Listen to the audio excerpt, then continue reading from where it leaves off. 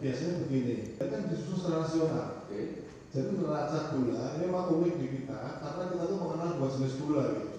Gula yang kita konsumsi sama gula yang menjadi. Ini semua neracanya dibahas sama di Kemenko.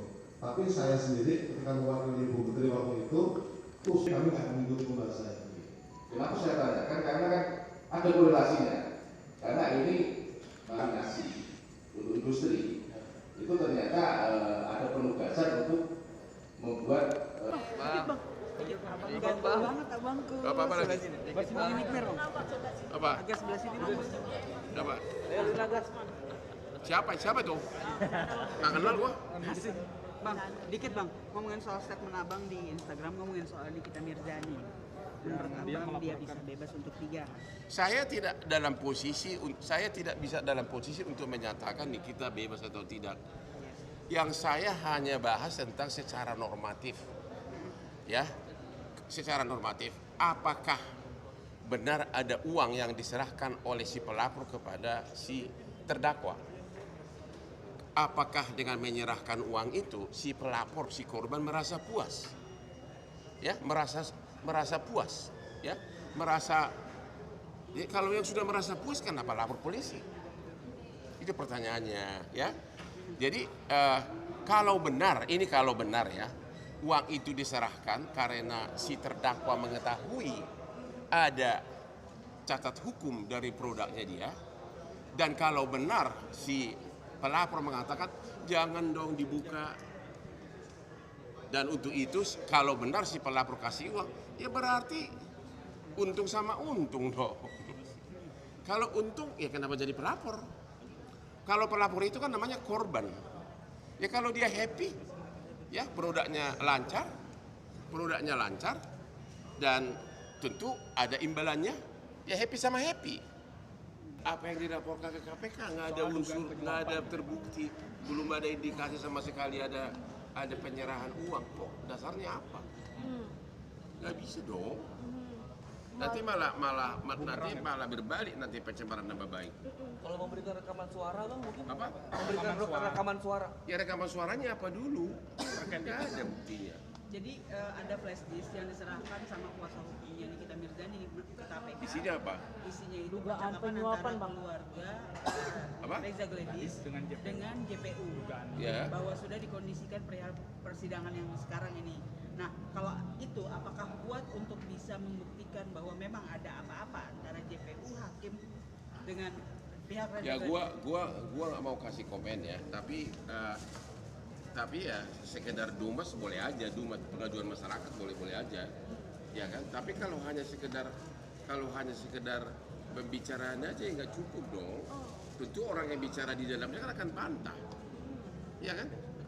Pasti bantah lah. Gimana caranya? Coba gimana cara buktikannya? Coba, ya, coba. Kalau misalnya gue bilang gue janji mau kasih duit sama lo, gitu. Tapi kan itu kan baru omongan doang kan? Ya kan tidak ada tindak pidana penyuapan kalau tidak ada perbuatan konkret pelaksanaannya. Apa? Di sini ada satu pasal yang akhirnya bias. Ya? Salah satunya adalah pencucian uang. Abang melihatnya seperti apa sih dengan apa Bukan, yang gini loh. Kalau pencucian uang itu artinya adalah tindak pidana lanjutan. Kamu mencuri ayam, itu tindak pidana induk. Ya, kamu mencuri ayam, itu tindak pidana induk. Terus hasil uangnya kamu pakai bisnis laundry. Ya. Ah, yang mencuci bisnis laundry itu adalah tindak pidana pencucian uang. Itu memang semua tindak pidana bisa. Jadi tindak pidana pencucian uang itu adalah mempergunakan uang hasil tindak pidana pokok. Jadi nggak? Mempergunakan uang dari hasil pidana awal. Itu artinya TPPU. Ya. Tidak ada TPPU kalau tidak ada tindak pidana pokok. Jadi nggak? Jadi kau misalnya korupsi, ya makanya hampir semua perkara korupsi ada TPPU-nya. Karena jumlahnya kan besar kan. Kau misalnya korupsi, itu tindak pidana induk korupsi. TPPU-nya ya itu tadi, mungkin dia uangnya dipakai untuk bisnis diskotik atau bisnis apa, itu dia TPPU-nya di situ. Jadi harta yang dibeli dari dari pencucian dari korupsi itu adalah TPPU-nya. Oke. Bang, Ya. soal Dengan kata lain, Niki kan dikasih pasal itu kan, dikasih ancaman. Semua tindak pidana bisa, tidak hanya di kita. Semua tindak pidana yang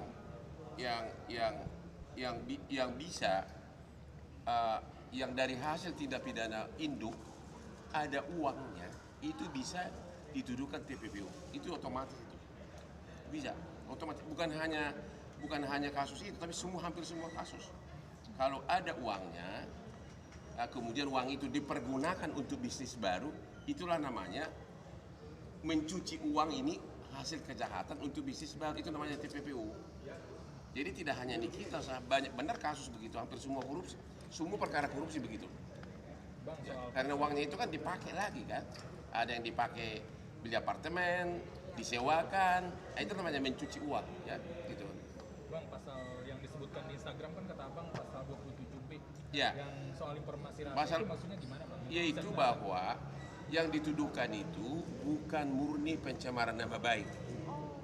Karena kalau pencemaran nama baik, hukumannya cuma maksimum 4 tahun, nggak bisa ditahan.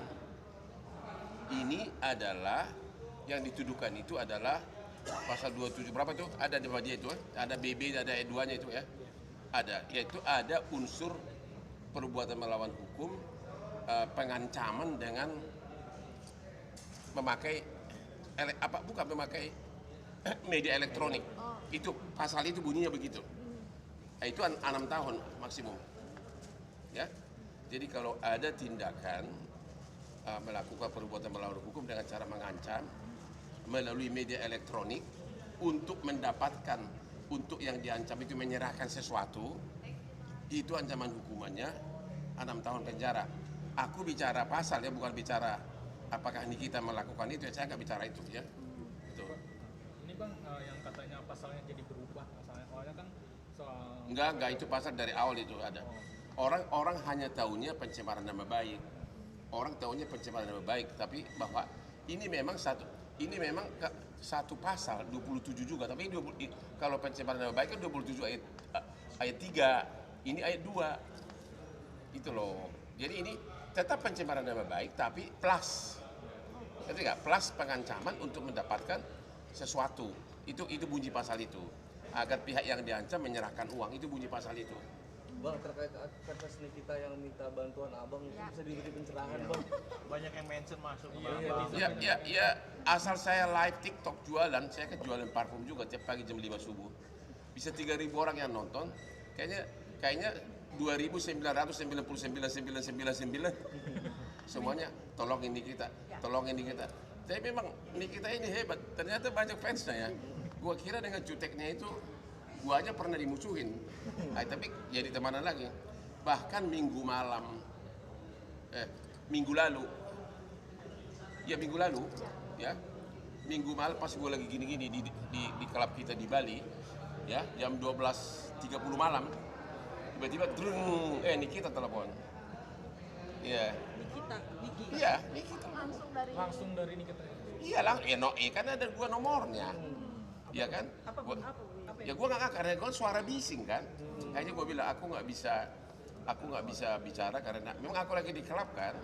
Akhirnya oke, lain kali deh, itu aja terakhir. Jadi selanjutnya dia hubungi gue lagi jam 12.30 malam. Minta bantuan kali, Bang. Ya gue nggak tahu deh, gue nggak mau jangan GR lah. Dan aku juga nggak bisa lah, udah dipegang orang, janganlah. Perkara gue terlalu banyak.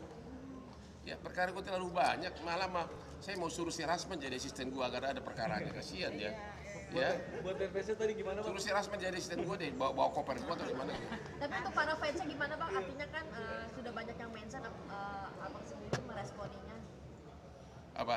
Ya para fans itu. Para fans itu Ya minta apa? akhirnya gue kasih clue-nya gitu loh. Aku bilang sama mereka, lu mau teriak-teriak apapun di sidang tentang cara suruh pakai jaket di borgol, itu tidak akan dipertimbangkan oleh hakim. Yang dipertimbangkan adalah apa yang didakwakan. Jadi mendingan fokus kepada, ya jangan terus sakitin orang, tuduh-tuduhan. Pertama gini, pakai jaket itu kan memang standar SOP. Lembong nggak lihat lo, udah lulusan Harvard, ya mantan Menteri Perdagangan di borgol, jaketnya juga ada kan, dia kan Thomas Lembong kan setiap sidang. Memang itu SOP, kita nggak bisa lawan, itu memang sudah hukum positif. Makanya rubah itu DPR kita harus PK. Harusnya yang diborgol itu hanya untuk pidana-pidana yang sudah parah banget kelakuannya gitu loh. Misalnya pembunuh massal, pembunuh berseri atau apa. Ya kalau yang gini-gini nggak usah sebenarnya. Tapi hukum positif jaksa nggak salah. Memang itu SOP. Iya. Tapi lain kali makanya usulkan ke DPR agar dirubah aturannya, dibuat aturannya. Kalau untuk tindak pidana intelektual seperti ini kayak Lembong aja coba, masa dia kabur sih? Iya kan? Gitu loh.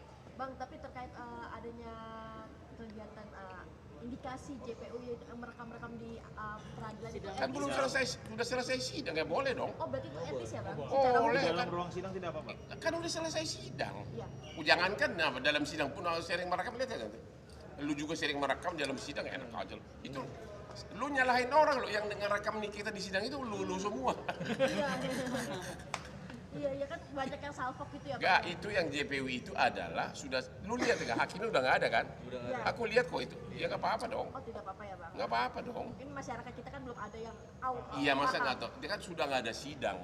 Kecuali sambil bertanya sambil direkam lagi sidang, itu salah. Ya kan? Halo saudara terdakwa, harus direkam, itu salah, nggak boleh. Kalau itu kan saya lihat sudah selesai sidangnya, ya. Bang, kalau Sudah nggak ada hakim. Berarti banyak yang memojokkan JPU, Abang melihatnya seperti apa? Saya objektif aja, ya. Pertama, kan protes gara-gara tidak memakai jaket tahanan. Itu memang sesuai aturan mainnya. Jangankan nih kita, Tom Lembong aja diborgol sama pakai jaket. Itu, ya. Makanya agar kalian usulkan ke DPR agar dibikin undang-undang hanya yang tindak pidana yang seram, yang benar-benar pembunuh massal, yang bisa kabur, yang perlu diborgol gitu loh. Ya itu perlu. Tapi ya, yang sekarang memang semua orang bisa diborgol. Ya. Dengan sikapnya Nikita yang marah-marah, ngambek segala macam itu makin memperberat masalah. Ya justru itu. Nggak perlu marah-marah, harusnya yang perlu di sidang itu seperti gaya gua nggak nyerang orang tapi substansi hukumnya gua gitu loh. Itu harusnya. Jadi jangan marah tentang hal-hal di luar substansi perkara. Ngerti gak? Coba lihat gua kalau bersidang, ya. Gua fokus kepada itunya itu. Ya, fokus benar-benar gua saksinya pun bisa gua langsung to the point, ya.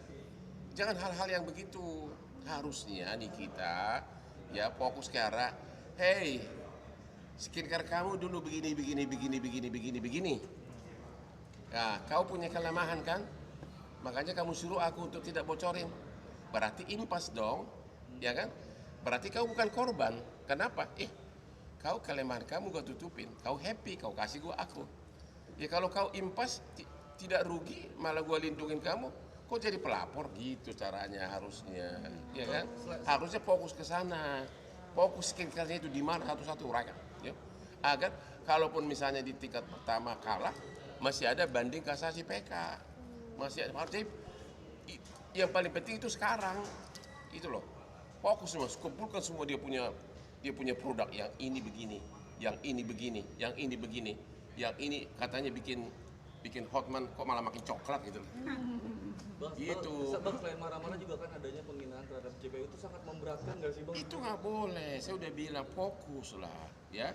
Marah boleh, tapi marahlah ke arah yang substansi. Kalau ya boleh marah kalau misalnya JPU motong-motong, tapi protes. Majelis hakim gitu, kayak teriak gitu loh. Jangan serang orangnya. Saya keberatan begini. Gitu, itu substansi. Kalau itu boleh teriak. Tapi jangan hal-hal di luar itu soal ya. Saya udah makanya bilang karena pada akhirnya jangan bikin sakit hati semuanya, termasuk hakimnya. Toh nasib kamu di tangan dia. Tong, selesai lu mau ngomong apa kek? Gitu kan. Bisa bilang lebih fokus ke permasalahannya ya, Bang. Aku bilang begitu, fokus, nggak ada gunanya. Memang di medsos indah banget. Indah banget di medsos seolah-olah ya kan. Tapi pada akhirnya kan hakim yang mutus kan. Janganlah. Fokus, makanya saya bilang harusnya kalau gue jadi lawyer dia atau dia, hey, termasuk sama media, ini gue punya skincare lo. Lu bilang gini kan, malah gue makin coklat gitu. Nah, itu kupas habis. Oh, itu baru keren. Itu baru keren. Kupas habis kelemahan. Kan ini kan perkara kan. Kupas habis kelemahan lawan. Begitu dong. Ya. Berarti dari mulai gestur, dari ucapan itu harus dijaga ya Pak? Ya iya dong, lihat gua tuh. Aduh, kurang sakit apa ini klien gua nih coba. Tom Lembong sudah bebas. Ini hanya turut serta, kok nggak bebas-bebas. Saya tetap sopan omongannya. Karena kalau gua nggak sopan, gua diusir. Jadi alasan untuk mengusir gua. Kalau gua sopan kan nggak bisa diusir, tapi kan pesan nyampe. Itu loh. Jadi bilang sama Nikita dan timnya, namanya juga berperkara kan, bongkar kelemahan lawan. Kuncinya di situ. Ya, jangan lagi itu melulu. Ya, kadang-kadang juga Nikita begini depan sidang. Sampai gesturnya gini Pak? Iya, nggak boleh begitu. Nggak boleh ya Pak? Merugikan dia. Abang ngelihat ada indikasi bisa bebas atau bisa pulang? Gua nggak tahu. Oh, gua dari mana gua tahu? Gua nggak lihat buktinya. Dia minta penangguhan penahanan terus. Jarang lah kalau orang udah di sidang. Kalau orang udah di sidang dalam keadaan ditahan itu jarang penangguhan penahanan kecuali karena sakit. Ya, disuruh sakit ya. Sakit hati gitu. Berarti untuk penangguhan penahanan bakalan tidak mungkin terjadi ya? Gimana lu bisa penangguhan penahanan? No nafasnya aja bilang hak, lu tidur lu idul lu. Gimana coba? Lu udah sakitin orang, gimana sih? Ya, Pesan-pesan udah. buat kita bang. Jadi setiap aku ngomong langsung ditayang enak dijual ya. Pesan-pesannya bang buat kita bang. Pesannya buat Ah, Niki bang. Pesannya buat itu yang ada di IG gua itu, saya di pesawat itu, ya. Ya, jaksa juga udah lihat itu, dia juga oke, bagus, netral kamu katanya. Emang gua netral. Kutip langsung yang ada di IG gua itu, ada di situ tuh. Ya udah keren lagi jasnya, ya kan? Di bisnis kelas kan. Kutip itu ada itu yang gua duduk pegang kertas itu aja, kutip itu bagus tuh. Ya, ya. Terutama kalau kau bahas itu pasal 27. Ya, apa? Ya kan? Ya. Menyerahkan sesuatu dengan ancaman, ya. Kenapa si pelapor itu mau? Kelemahan apa yang dia punya? Nah, kalau Anda sebagai seorang wartawan yang hebat, kumpulkan semua dia punya produk dulu, baru analisa. Panggil dokter sahabat gua. Berdua sama Richard Lee. Biar berantem. Ya kan hari ini ketemu di Mabes Pak. Dokter juga kena batunya nih bang, produknya tidak lulus uji BPOM. Siapa?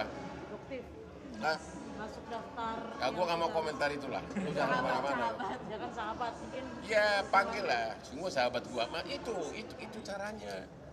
Ya biar langsung jelas gitu loh. Oh berarti lu punya kelemahan banyak toh, ya kan? Lu itu sebenarnya misalnya buktikan bahwa dia bukan korban, gitu loh. Kan pelapor polisi kan korban yang jadi pelapor. Kalau korban ternyata happy, ya malah beruntung, apa itu korban? Ngerti nggak? Ya. Contoh, gue bilang sama lo, ya, awas lo, kamu kemarin tidur sama Pak Lurah, ya kan? Ya, kalau itu tuduhan palsu, gue bilang kecuali lu kasih gue uang, gue diam. Ternyata kan kau tidak tidur sama siapa? Pak Lurah, sama kepala desa, iya. Nah, itu baru pemerasan. Tapi kalau benar kau tidur dan ada foto-fotonya, ada video-videonya kau lagi goyang apa gitu loh. Dan kamu bilang sama dia, jangan bongkar ya, ini duitnya nih. Nah, itu apa coba? Kamu korban atau apa? Kesepakatan. Pidana itu kan korban, harus korban. Ya itu kalau kalian, makanya semua produknya lawannya itu kalian analisa, baru keren ya. Naik penjualan kamu ya. Ya. Udah? Oke, Bang, mungkin Bang soal ini dong Bang yang Apalagi si botak jangan bicara sama gue lagi. soal yang TNI sudah dihukum pidana mati itu, yang Siapa? penembakan 3 Oh iya, polisi. hukuman mati Ya, udah. sudah Bang, akhirnya kan sudah terjawab, sudah divonis. Ya artinya perjuangan. Jadi 3 polisi yang ditembak mati oleh oknum TNI. Perjuangan manual membantu keluarga polisi sudah berhasil. Sedangkan ada 1 dihukum karena melangsungkan perjudian. Saya kira ya itu jauh itu di tim saya itu jauh di.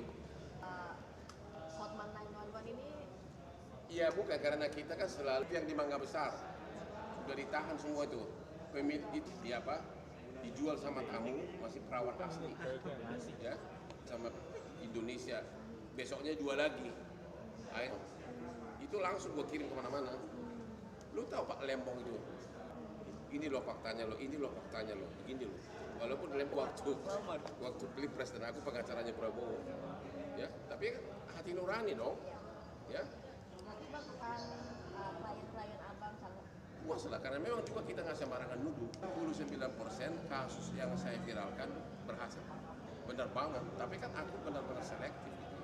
Ya, itu pendeta yang di Blitar, ya 4 kakak beradik cewek pakai pendeta, ya akhirnya sudah ditahan. Kan inti persoalannya adalah kalau kau seorang pengacara, ada klien kamu ngadu, kamu ngadu bahwa klien kamu itu misalnya dilecehkan oleh orang lain, prosesnya harus melalui proses hukum kan? Tidak langsung kau viralkan di Instagram. Hei Hotman, kau pelaku kelainan seks kamu. Itulah namanya kejahatan Undang-Undang ITE. Dia salah dia.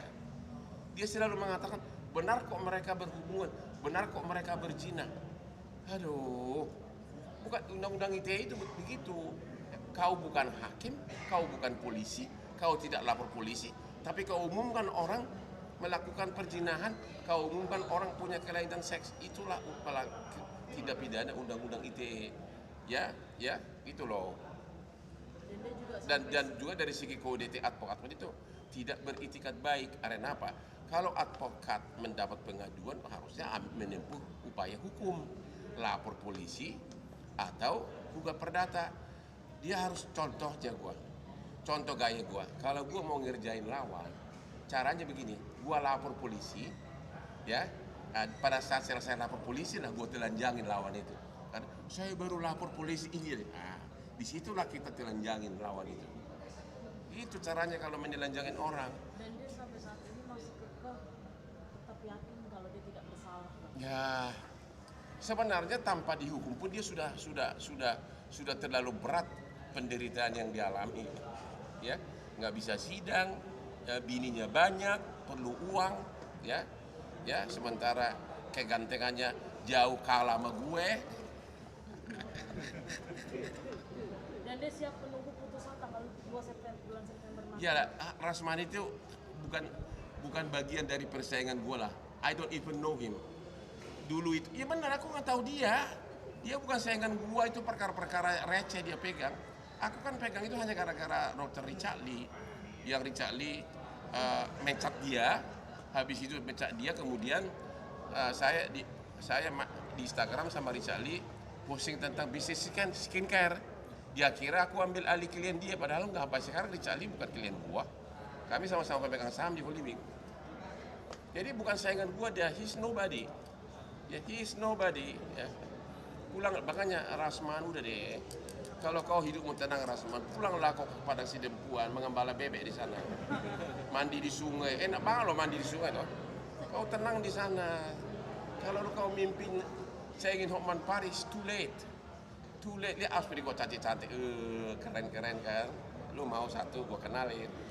tapi menurut Bang Rasman kan replik dari jaksa itu tidak sesuai dengan fakta persidangan. Ya faktanya apa? Faktanya kan 8 kali diumumkan di Instagram. Itu aja kok. Kasusnya itu gampang banget, hanya 1. 8 kali kau posting di Instagram. Ya, mengatakan Hotman kelainan seks, penjahat seks, itu aja cukup. Dan diakui, dia nggak bantah. Kan dia cuma bilang, aku bilang hanya diduga. Sebagian memang ada kata diduga, tapi sebagian enggak. Emang boleh nggak begitu? Makanya di Undang-Undang Advokat, kalau beritikat baik dilindungi imunitas. Itu bukan beritikat baik, harusnya kalau ada laporan begini langsung lapor polisi dong. Mungkin dia lapor polisi tapi mental karena nggak ada bukti. lagi pula, aduh mana ada sih, kalaupun Hotman melakukan sesuatu dengan seseorang kan, ya udah rapi lah, aduh. Fans gue itu, mungkin saya lah cowok paling banyak nolak wanita di Indonesia ini. Ya kan bangga, 63 saya punya night club, ceweknya ribuan. Ya, dan yang paling fatal, justru dituduh bulan Maret April si Iklim Hakim katanya melecehkan, saya lecehkan. Bulan Juni Juli aku dikirimin gambar-gambar seksi, ya kan ada itu kan? Sama Iklim Hakim. Ya sama Iklim Hakim, sama hanya pakai BH doang dari Bali. Terus dia ulang tahun di Langham Hotel, abang datang dok, itu dipakai jaksa juga dalam replik. Kalau memang dilecehkan, masa dikirimin foto-foto seksi sama hanya pakai BH loh, ada kan di bukti semua tuh. Dan waktu di sidang si Iklim Hakim tidak bantah, kan gua ngomong dia maju dia. Makanya aku kasihan, aku gak nyerang dia, aku pernah nyerang dia lagi. Dia sudah ngakuin semua, itu kerjaannya si botak itu katanya. Berarti target utama Rasman, Bang? Ya siapa lagi? Dia itu sudah 8 kali diposting di Instagram, belum lagi manggil dia lah, konferensi pers. Tapi tangannya pegang gini-gini tangan si siapa? Rasman. Dia nggak tahu begitu cantik itu Asri. Sekarang itu tahu pacar dia, ya dekat pernah sama Sultan Malaysia, pernah sama Raja Tambang. Sekarang saya tahu, malah dia dekat sama cowok teman gua. Lu lihat kalau dia datang, mobil sama 8 pengawal. Lu nggak lihat? Makanya Rasman udah deh, kasihan tuh lu. Si cewek itu ngaku juga, minta dia ngajak istri ke-8 katanya. Si Rasman ngajak dia jadi istri ke-8. Ya.